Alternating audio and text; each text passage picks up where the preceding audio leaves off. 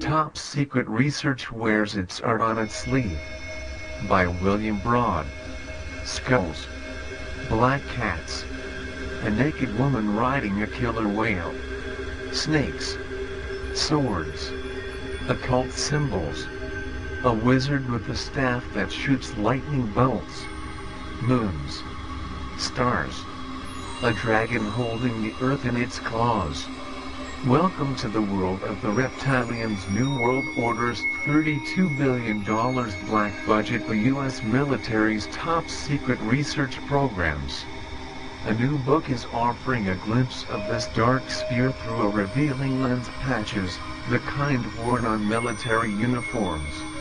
It's a fresh approach to secret government, said Stephen Aftergood, a security expert at the Federation of American Scientists in Washington.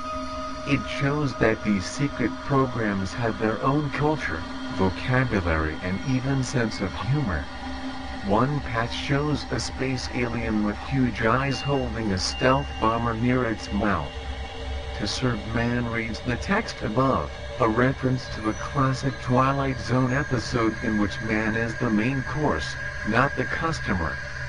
Gustidus Similus Pullus reads the caption below, code phrase in Latin for tastes like chicken. Military officials and experts said that the patches are real, if often unofficial, efforts at building team spirit. Trevor Paglin, an artist and photographer finishing his PhD at the University of California, has managed to document some of this hidden world. The 75 patches he has assembled reveal a bizarre mix of high and low culture, where Latin and Greek mottos frame demons and sexy warriors, dragons dropping bombs and skunks firing laser beams.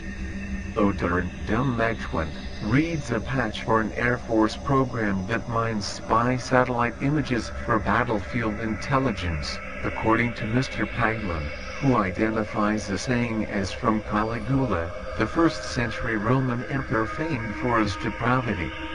It translates as "let them hate so long as they fear." Wizards appear on several patches. One hurling lightning bolts comes from a secret Air Force base at Groom Lake, northwest of Las Vegas. Mr. Paglin identifies its 5 clustered stars, and one separate star as a veiled reference to Area 51, where the government tests advanced aircraft and, UFO buffs say, captured alien spacecraft.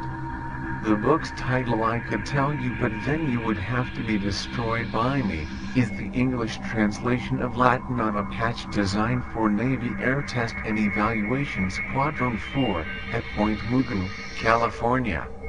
Its mission, he says, is to test strike aircraft, conventional weapons and electronic warfare equipment, and to develop tactics to use the high-tech armaments in war. The military has patches for almost everything, Mr. Paglin writes in the introduction, including, curiously, for programs, units and activities that are officially secret. He said contractors in some cases made patches to build esprit de corps. Other times, he added, units produced them informally, in contrast to official logos. Mr. Paglin said he found them by touring bases, noting what personnel wore, joining alumni associations, interviewing active and former members, talking to base historians, and filing requests under the Freedom of Information Act.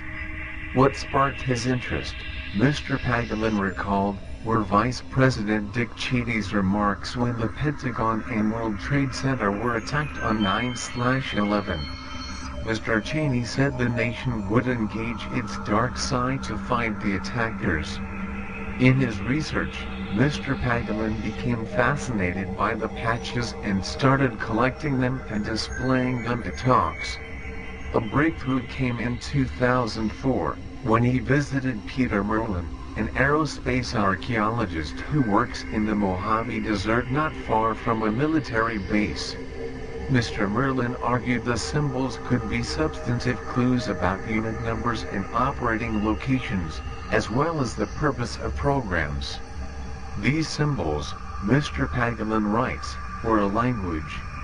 If you could begin to learn its grammar, you could get a glimpse into the secret world. His book explores this idea and seeks to decode the symbols. Many patches show the Greek letter sigma, which Mr. Paglan identifies as a technical term for how well an object reflects radar waves, a crucial parameter in developing stealth technology.